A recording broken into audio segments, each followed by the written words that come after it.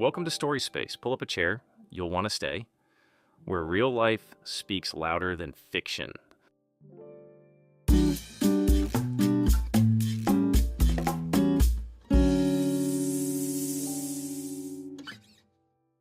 They loved, they trusted, they were betrayed. 3 real men, 3 voices, different stories, but the same heartbreak. This is what it feels like when the person you love chooses someone else. I'm male, 36. I run a small construction company down in Austin, Texas. My life used to be simple. Work hard, build things, and go home to the woman I loved. Her name was Emily. She was 30, a freelance interior designer, creative, charming, always humming some old Fleetwood Mac song under her breath. We met at a renovation expo in Dallas. I was covered in drywall dust. She was sketching ideas on her tablet, and we bumped into each other near the espresso stand. "You look like a man who knows his tools," she smirked. "You look like a woman who turns plywood into magic," I said. She laughed. I was done for. We moved in 6 months later. I brought my dog Bandit. She brought her canvas and plants. I started building us a house just outside town in Cedar Park. Land with oak trees and enough space for kids someday. I'd send her photos of the progress. "Look, babe, I finished the frame for our porch swing." She'd reply with a heart emoji. "I can't wait to paint that porch blue." I believed every word. She spent more and more time in the city, said she had client meetings, late edits, dinners with friends. I didn't question it at first until I realized most of those dinners were with Brandon, my best friend since college. We'd played ball together. I was the best man at his damn wedding. "You're always working," Emily said one night. "I'm building our dream. You don't think it matters?" "It does, but I feel like I barely see you anymore." Still, I ignored the signs. I was covered in sawdust, thinking about ring sizes and where we'd plant her lemon tree. Then one day I came home early, walked in with a key and a smile. Her car was out front, so was Brandon's. I heard laughter upstairs, then silence, then a creak. I walked up, opened the door. She was in bed with him. She didn't scream, didn't cry, just looked at me and whispered, "Hey, you weren't supposed to be home." She came to the construction site the next day, wearing my old flannel shirt like that would make it okay. And "I didn't mean to hurt you. You just accidentally slept with my best friend? How that works now? You were never home." I felt forgotten. "I was building a fucking house for you, Emily." Brandon sent me a pathetic text. "Bro, I'm sorry. It just happened." I didn't answer. I didn't hit anyone. I just stood in the frame of that house and realized I was building a future with someone who was already leaving it. I kept the land. I finished the house, alone. Every nail I hammered in felt like therapy. Every beam I set straight was me claiming my peace back. I painted the porch blue, just like she said she wanted, and then I sold it. I bought a cabin up north, simple, quiet, no memories tied to lies. I see people differently now, or I don't chase promises. I watch patterns. I listen to silence. And I trust the dog before I trust anyone else. Emily, she reached out once, said she missed me. I left her on red.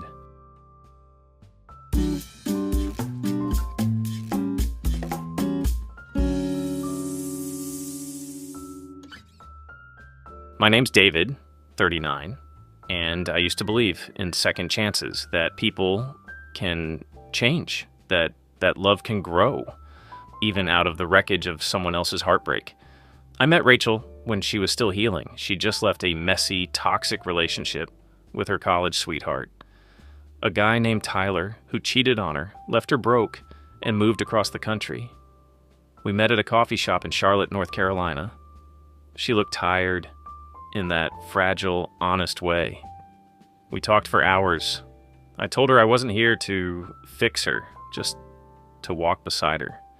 She cried the night I gave her the key to my place. You're the first man I feel safe with. Then don't run, not this time. We married 11 months later. Small ceremony, her mom cried. I built a garden for her, lavender, rosemary, sunflowers. She said it smelled like peace. The shadow in our house. The first time she said Tyler's name, we were arguing about dinner. He always made room for me when I felt small. I froze. You're comparing me to the man who cheated on you? Number, I'm just saying. You're starting to feel distant. But I wasn't distant. I was tired. I worked 12-hour shifts at the power plant, came home, cooked, paid bills, cleaned gutters. She stopped smiling at my jokes, stopped coming to bed before midnight. And then one day, I found her phone unlocked on the kitchen counter. She was in the shower. Annie, Tyler, her ex, dozens of messages. I miss how we used to be. I think about you every night. He doesn't understand me like you did. My hands were shaking. I didn't scream. I just sat on the floor for 10 minutes, staring at the oven clock. When I confronted her, she didn't deny it. It wasn't physical, she said. But it was real, I replied. Don't pretend it wasn't. She looked exhausted, or maybe relieved. Tyler's coming back. He's moving to Raleigh. He's different now. I laughed, actually laughed. You married me, Rachel. I built you a life. And now you're leaving to chase a man who broke you? She didn't say a word, just packed a bag, took her favorite denim jacket, and left a half-folded note on the table. It read, I'm sorry, I thought I was ready. I stared at the note for hours. I didn't even burn it, just framed it. Not to remember her, to remember what not to accept again. It's been a year. I still drink my coffee at that same spot in Charlotte. Same chair, same corner. Sometimes people ask if I'm seeing anyone. I say, I'm seeing myself. And he's a pretty good guy. I forgave her. Not because she deserves it, but because I do. Rachel texted me once. Do you still think of me? I typed, I did. Now I just think of peace. Then I blocked her.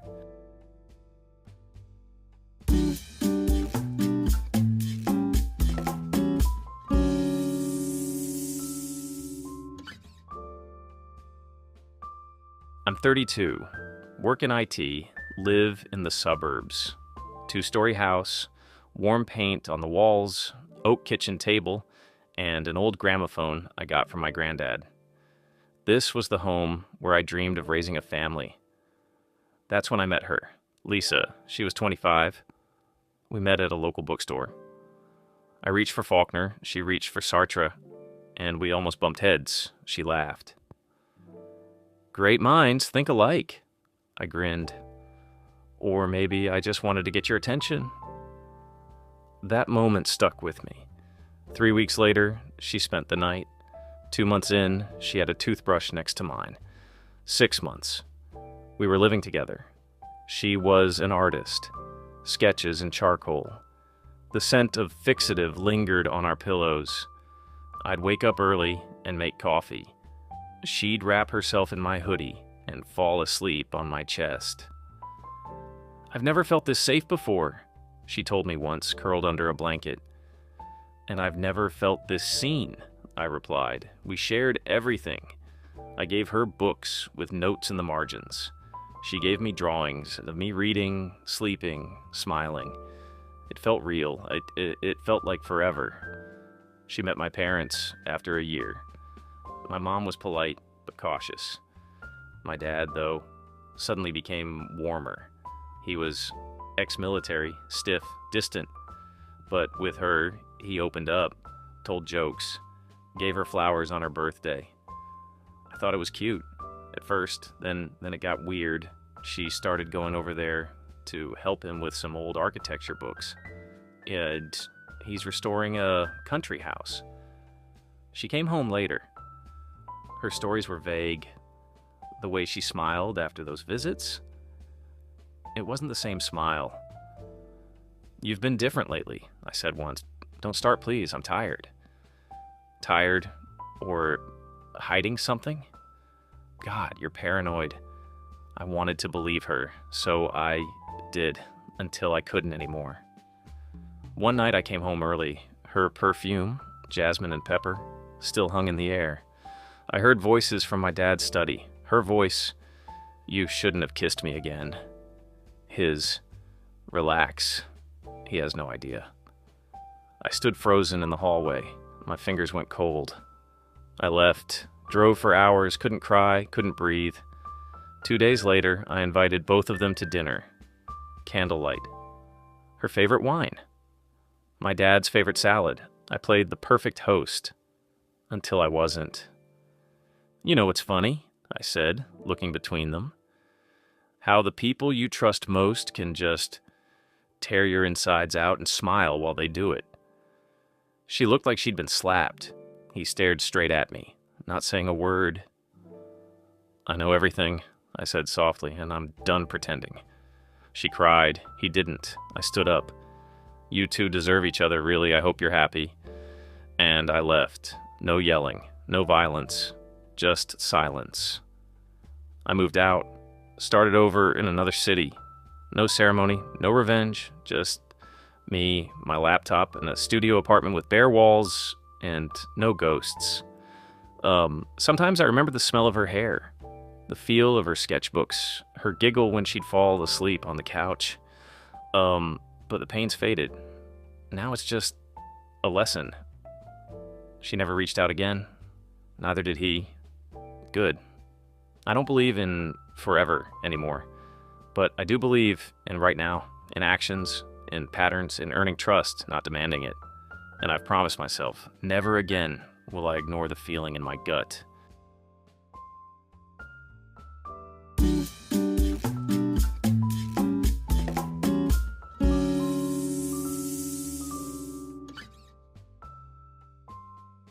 Thanks for watching all the way through. These stories were personal, raw, and probably hit close to home for some of you. I really want to know, which story stuck with you the most? Was it the one with the fiancé and the father? The one where the guy built a house just to be cheated on by his best friend? Or the one where love got twisted between two brothers? Drop a comment, share your thoughts, your advice, or even your own story if you've been there. Don't hold back. This space is for real talk. If you felt anything watching this, make sure to like, subscribe, and hit that bell, because we've got more stories coming that go deep. See you in the next one, and remember, you're not alone in this.